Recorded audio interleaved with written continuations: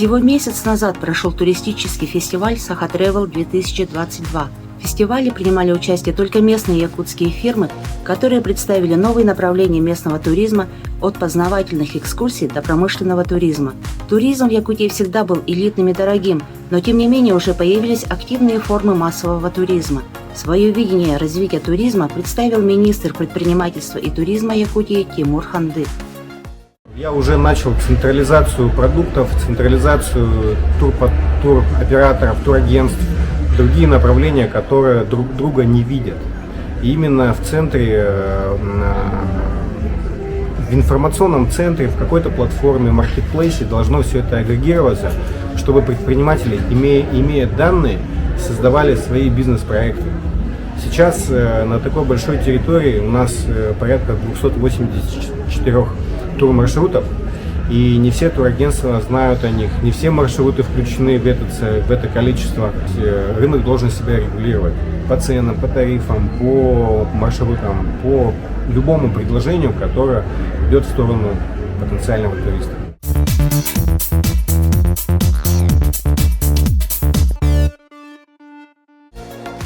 Видение Министерства предпринимательства и туризма Якутии поддержало выездное заседание Комитета Государственной Думы Федерального собрания Российской Федерации по туризму и развитию туристической инфраструктуры под председательством Сангаджи Тарбаева. Комитет образован совсем недавно. Заместителем председателя является известный спортсмен, депутат Николай Валуев. Мне кажется, что Якутия не должна стать таким массовым местом, куда много людей приезжают. Почему? Потому что, во-первых, это природа, во-вторых, это инфраструктура. Мне кажется, что на данный момент Якутия должна быть дорогой, эксклюзивной и качественной. То, что может предложить Якутия, предложить едва ли кто может. Я сейчас говорю про круизные, допустим, какие-то туристические прогулки по Северо-Ледовитому океану. Я говорю сейчас о этнических, национальных особенностях, там праздник Висех, например. Я сейчас говорю об охотничьем и о рыболовном туризме. То есть это говорит о том, что Якутии есть что предложить на рынке, на туристическом. Юг у нас заполняется за счет эконом-варианта и большого-большого количества отдыхающих. Но Якутия, на мой взгляд, это немножко другая история. И вот здесь очень важно местным чиновникам, местным экспертам туристическим осмыслить и понять, какое концептуальное развитие для Якутии сегодня нужно выбрать. И после этого мы сможем четко подобрать инструментарий, который бы позволил точечно улучшить ту инфраструктуру, которая даст тот продукт, который можно предлагать на рынке. Основная проблема, которую сегодня нужно решить, это транспортная доступность, чтобы деньги, которые люди тратят на транспорт, не съедали 80% от всего турпродукта. Если нам удастся совместными решениями и усилиями этот вопрос решить, то, соответственно, я думаю, что Якутия, республика с эксклюзивным туристическим предложением, может выйти на рынок очень быстро и уверенно. В работе выездного заседания приняли участие депутаты Государственного собрания Илтумен-Якутии под руководством спикера парламента Алексея Ремеева, члены правительства Якутии, представители профильных министерств, ведомств и предпринимательского сообщества. Депутаты Госдумы России рассмотрели вопросы расширения механизмов государственной поддержки в сфере туризма. Депутаты Государственного собрания Илтумен-Якутии обратили внимание на транспортную доступность как для местного населения, так и для населения России. Многие жители республики, к сожалению, не могут выехать, потому что пресловутая наша транспортная доступность очень нам мешает. Мы очень надеемся, что из федерального бюджета у нас увеличится количество субсидированных авиабилетов, которыми жители Якутии смогут воспользоваться именно в высокий сезон и летний сезон. А не секрет в том, что в летний сезон авиакомпании у нас, к сожалению, поднимают тарифы, и многие жители не могут просто-напросто выехать за пределы нашей республики. Вторую тему, которую мы подняли, это возмещение части расходов на санаторно-курортное лечение, которые жители нашей республики. Мы знаем, что это сейчас возлагается на профсоюзы, но профсоюзы, к сожалению, с теми объемами, которыми нуждаются наши жители, не справляются.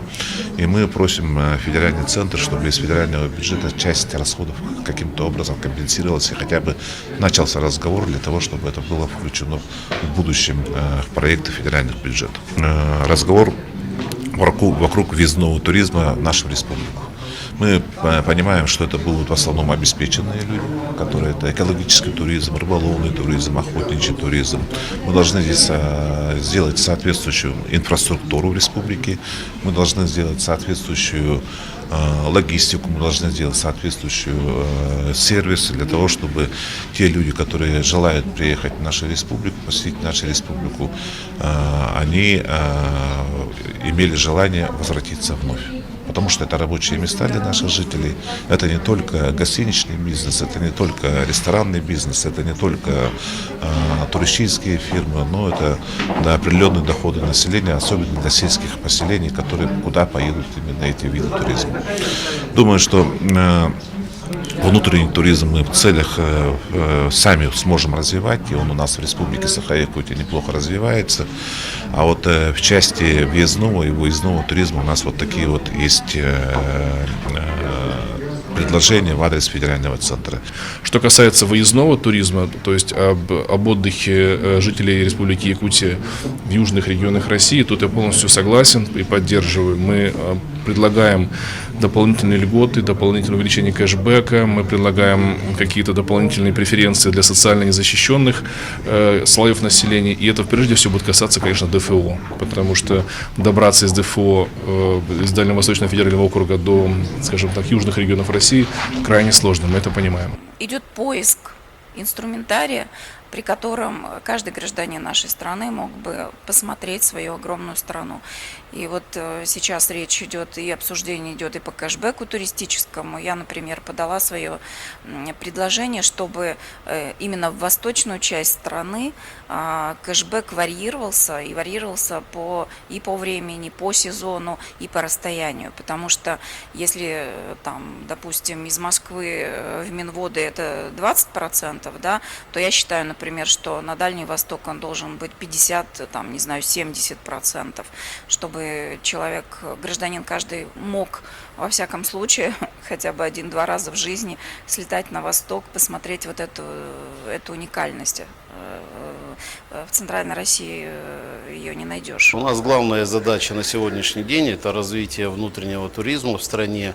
Поэтому для этого нам необходимо, конечно же, чтобы как можно больше информации в других субъектах Российской Федерации узнавали. Потому что для многих, даже когда я вот собирался ехать сюда, я говорю, вот у меня поездка, ой, а где это, а что там? Поэтому, конечно же, должна быть очень большая работа проведена в плане информирования населения о возможностях каждого субъекта Российской Федерации, как исторический, культурный потенциал, оздоровительный для детей, для взрослых. И тогда уже дальше уже дело техники – это разработать маршруты, транспортную логистику. И каждый найдет то, что он хочет.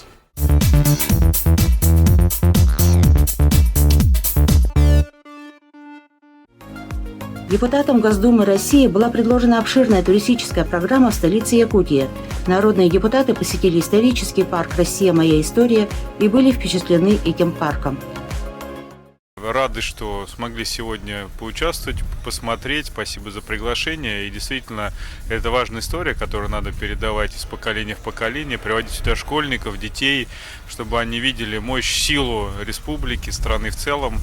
За непродолжительное время мы смогли узнать и историю, и географию. И я считаю, что объехать невозможно за эти 3-4 дня, в которые мы будем здесь пребывать с делегацией. А вот именно за час мы узнали очень много. Я считаю, что ради одного этого парка стоит посетить на одном дыхании.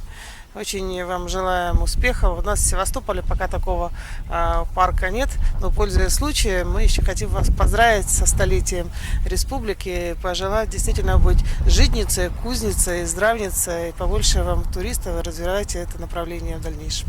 Вы такая уникальная совершенно территория Российской Федерации, уникальный абсолютно регион, мало того, что составляющий там огромную часть территории вообще нашей великой страны.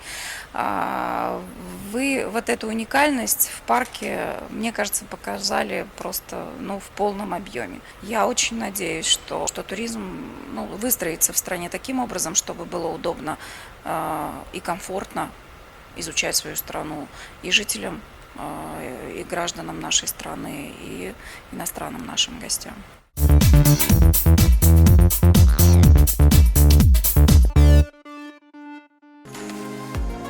На выездном заседании Комитета Государственной Думы Федерального собрания Российской Федерации по туризму и развитию туристической инфраструктуры совместно с депутатами Государственного собрания Илтумен-Якутии затронуты многочисленные вопросы в сфере туризма, выработаны рекомендации для правительства Якутии.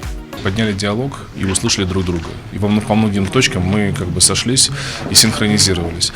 То, что большая часть предложений и большая часть, скажем так, инициатив войдет в финальный документ, это факт. Мы уже сегодня это с голоса подтвердили.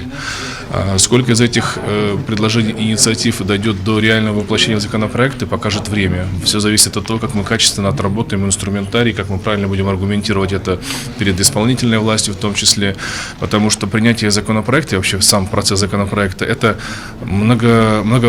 такая комплексная, многопрофильная работа. То, что мы сейчас здесь генерим, это полностью законодательная инициатива. Но она должна быть поддержана исполнительной властью, под нее должны быть выделены деньги, и это должно показать себя на практике эффективно. Поэтому отвечать на вопрос однозначно, что все войдет, конечно, я не буду. Я вам честно говорю, как мы будем работать в этом направлении. Мы должны понять, что законотворческий процесс, он достаточно сложный. Особенно, когда мы вносим соответствующие изменения в федеральное законодательство.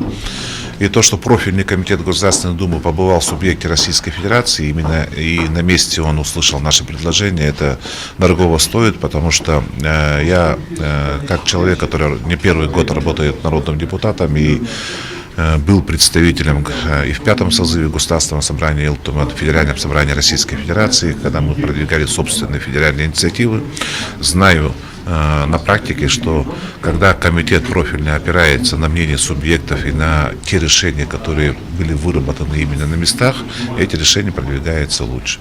И Дальневосточному федеральному округу мы должны понять, у нас большое внимание уделяется со стороны федерального центра, и то, что они начали с нашей республики, я еще раз подчеркиваю, это совершенно правильно. Именно льготное налогообложение в части туризма для субъектов Дальневосточного округа, именно субсидирование авиаперевозок, именно развитие транспортной инфраструктуры Дальневосточного федерального округа, которые будут продвигать профильный комитет, они, я думаю, найдут поддержку и федеральных органов исполнительной власти. В частности, нам нужно будет очень положительное заключение правительства Российской Федерации. И для депутатского корпуса Государственной Думы в целом. Я думаю, что по тем решениям, которые сегодня приняты, у нас есть по 2-3 пунктам продвинуться достаточно дальше, глубоко.